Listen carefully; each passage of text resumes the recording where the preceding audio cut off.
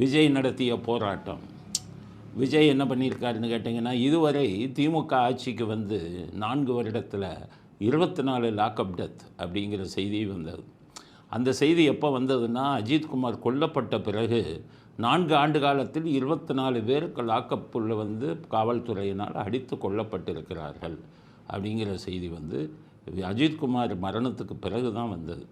அப்படின்னா அதுக்கு முன்னாடி ஆட்சியெல்லாம் காவல்துறையில் வந்து லாக்அப் டெத்து இல்லையா அப்படின்னா ரொம்ப ஜாக்கிரதையாக இருப்பாங்க.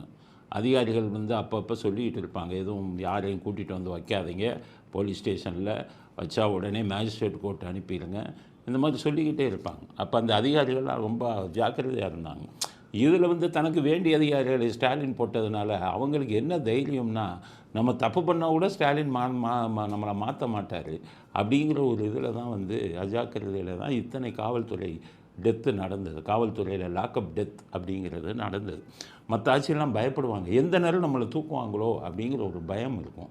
இவங்களில் நிறைய பேர் பணம் கொடுத்து வந்தவங்க, இவங்க குடும்ப ரெக்கமெண்டேஷனில் வந்தவங்க, அவங்களுக்கு தைரியம், நம்மளை தூக்குறது என்ன நடந்தாலும் நம்மளை தூக்க மாட்டாங்க அப்படின்னு. அதனால தான் இவ்வளவு லாக்அப் டெத்து நடந்திருக்கு. அதனால் திமுக அதில் காரணம். அதே போலீஸ் தானே இருக்காங்க.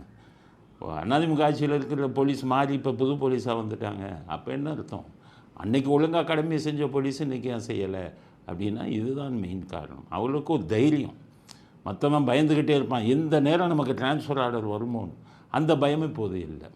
இப்போ இவர் விஜய் வந்து கேள்வி கேட்டிருக்காரு இன்றைக்கி போராட்டத்தில்.